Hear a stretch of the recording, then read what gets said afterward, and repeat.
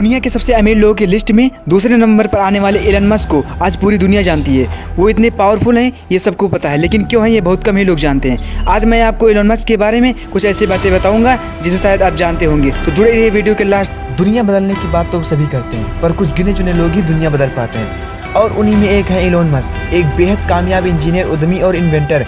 ये ह्यूमैनिटी के भले के लिए दुनिया को क्रांतिकारी रूप से बदलना चाहते हैं। उनके महत्वाकांक्षी प्रोजेक्ट में मंगल ग्रह पर मानव बस्ती बनाना, सस्टेनेबल एनर्जी के माध्यम से ग्लोबल वार्मिंग कम करना और ट्रैफिक जमा से छुटकारा दिलाने के लिए हाइपरलूप बनाना शामिल भी है। एलन मस्क के कार का दायरा सिर्फ भविष्य की कारें बनाने वाली कंपनी तक सीमित नहीं है। उनकी कंपनी टेस्ला इलेक्ट्रिक कारों में लगने वाले पुर्जे और बैटरियां बनाती हैं, जिन्हें दूसरे कार निर्माताओं को बेचा जाता है। वे घरों में लगने वाले सोलर एनर्जी सिस्टम बनाते हैं, जिसकी मांग तेजी के साथ बढ़ रही है। वे एक अंतरिक्ष अन्वेषण कंपनी भी चलाते हैं। साथ ही वे अमेरिका में super fast underground transport system का खाका तैयार कर रहे हैं। आज के समय में एलन मस्क की पहचान एक अमेरिकी उद्यमी के तौर पर है, पर उनका जन्म दक्षिण अफ्रीका में हुआ था। उनकी मां मूल रूप से कनाडा की हैं और पिता दक्षिण अफ्रीका की। मस्क के अनुसार उन्हें बचपन से ही किताबें पढ़ने का शौक था। वे कहते हैं कि बचपन में मैं बहुत ज़्यादा शांत रहता था, इस वजह से मुझे बहुत परेशानी होती थी। 10 साल की उम्र में एलन मस्क ने कंप्यूटर प्रोग्रामिंग सीखी और 12 साल की उम्र में उन्होंने ब्लास्टर नाम का एक वीडियो गेम तैयार किया, जिसे एक स्थानीय मैगजीन ने उन्हें $500 अमेरिकी डॉलर में बेच दी। इसे मस्क की पहली व्यापारिक उपलब्धि कहा जा सकता है। 49 वर्षीय एलन मस्क की बिजनेस की शुरुआत असल में साल 1999 में हुई, जब उन्हें और उनके भाई किम्बल ने अपनी सॉफ्टवेयर कंपनी जिप2 के लिए एक सफल डीलर तलाश ली। इससे मिले पैसे को 27 वर्ष की उम्र में मस्क ने एक नई कंपनी में लगाया, जिसका नाम था X.com, और इस कंपनी का दावा था कि वो पैसा ट्रांसफर करने वाली व्यवस्था में क्रांति लाने वाली है। मस्क की इस कंपनी को आज पेआर के नाम से जाना जाता है, जिसे साल 2002 में eBay ने खरीद लिया था, और इसके लिए मस्क को $165 मिलियन मिले थे। यह उनके करियर की बड़ी उपलब्धि थी। इसके बाद मस्क ने अंतरिक्ष अन्वेषण की तकनीकों पर काम करना शुरू किया। उनके इस प्रोग्राम को स्पेसएक्स का नाम दिया गया, जिसने कहा कि मनुष्य आने वाले वक्त में दूसरे ग्रहों पर भी रह सकेंगे। साल 2004 में एलन मस्क ने इलेक्ट्रिक कार कंपनी टेस्ला की बुनियाद रखी और उन्होंने कहा, भविष्य में सब कुछ इलेक्ट्रिक होगा। स्पेस में जाने वाले रॉकेट भी, और टेस्ला इस बदलाव को लाने में अहम भूमिका निभाएगा। एलन ने अपनी पिछली 2 कंपनी से मुनाफा कमा के स्पेस में हाथ आजमाया। 2003 में रूस गए। वहां पर वह 3 इंटरकॉन्टिनेंटल बैलिस्टिक मिसाइल रॉकेट लेना चाहते थे, लेकिन एक रॉकेट की ही $8 मिलियन का था। उन्होंने इरादा बदला और वापस आ गए और रॉकेट साइंस पढ़ने लगे, और 1 साल बाद उन्होंने अपना खुद का रॉकेट तैयार किया। इसके बाद उन्होंने स्पेसएक्स कंपनी का निर्माण कर डाला, लेकिन उनका पहला, दूसरा और तीसरा प्रयास भी फेल रहा। उन्होंने एक बार भी इन पार्ट्स और अन्य नई पार्ट्स की मदद से रॉकेट तैयार किया। इस बार उन्हें असफलता मिली और उन्होंने बहुत कम लागत में रॉकेट तैयार किया और वे उस अंतरिक्ष तक पहुंच गए।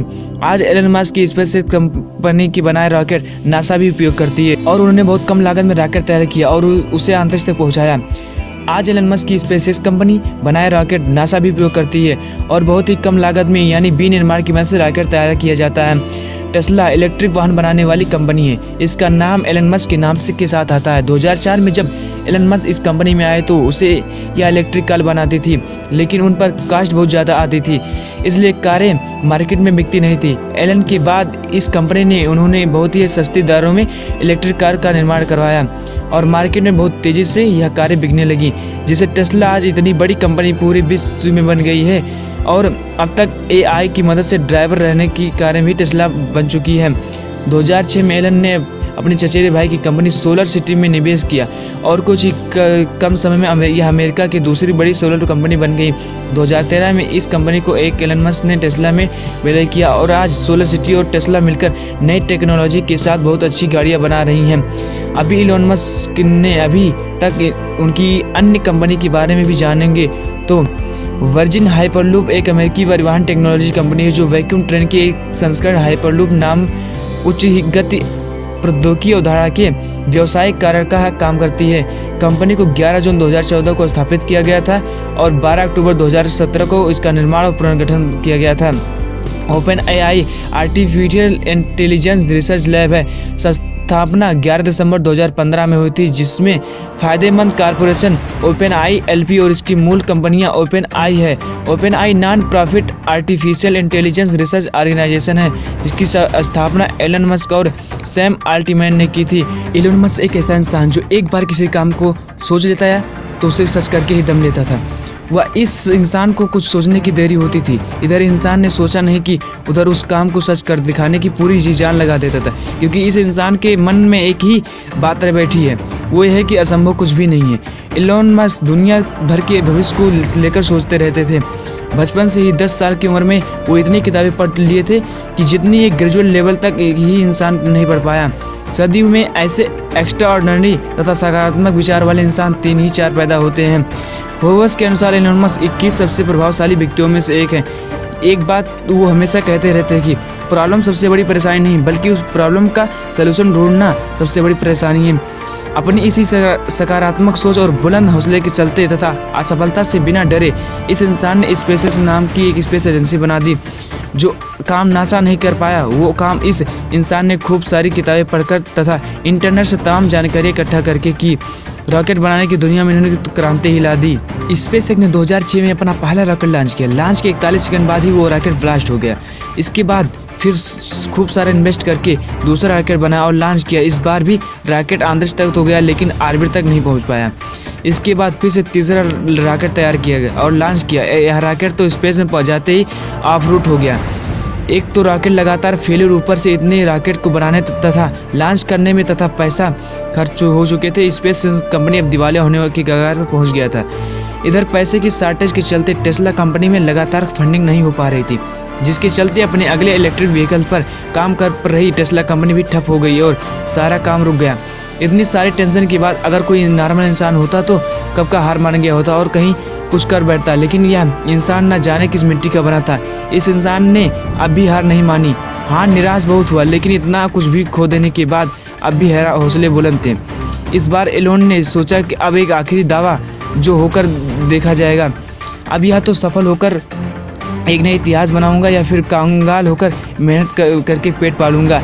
बस फिर क्या था, अपनी बची हुई जो भी संपत्ति थी सब कुछ दांव पर लगाकर चौथा रॉकेट तैयार किया। रॉकेट के लॉन्च करने से उल्टी गिनती शुरू कर दी गई। इधर इस सबकी नज़रें उस रॉकेट पर थी जो अब या तो एलोन मस्क के बेहतर भविष्य का निर्माण करने वाला था या फिर एलोन मस्क जिंदगी भर तबाह करने वाला था। इधर रॉकेट लॉन्च होने वाला था, सबकी धड़कनें मानो रुक सी गई थी। यकीन नहीं कर पाओगे कि यह मिशन सक्सेसफुल रहा। वो कहते हैं ना कि समय हर इंसान की परीक्षा लेता है। समय द्वारा रुके मुश्किल घड़ियों की इस खेल में जो बिना हिम्मत हारे फिर खड़ा हो जाए तो बाजी उसी के हाथ में होती है। इधर मिशन सफल हुआ नहीं कि उधर नासा ने $1.5 बिलियन के प्रोजेक्ट का इन्वेस्टमेंट भी दे दिया। इसके बाद इन्होंने रीयूजेबल रॉकेट बनाया। इसके बाद दोस्तों, नाम कमाने वाले लोग फेल तो होते हैं, लेकिन कभी उन्होंने हार नहीं मानी। सफल होने के लिए जिद होना बहुत ज़रूरी है। अगर तुम चलने के लिए तैयार हो तो मंजिल तुम्हारे पास झुकने के लिए तैयार हो जाएगी। जो सफलता का अर्थ समझे वो बहुत मेहनती होते हैं। हम वही बनते हैं जो हम बार बार करते हैं। दोस्तों, आज के लिए बस इतना ही। अगर वीडियो अच्छी लगी हो तो चैनल को लाइक, शेयर और सब्सक्राइब करके बेल आइकन को दबा दीजिएगा, ताकि इसी तरह के गजब नॉलेज वीडियो का नोटिफिकेशन आप तक पहुंचता रहे।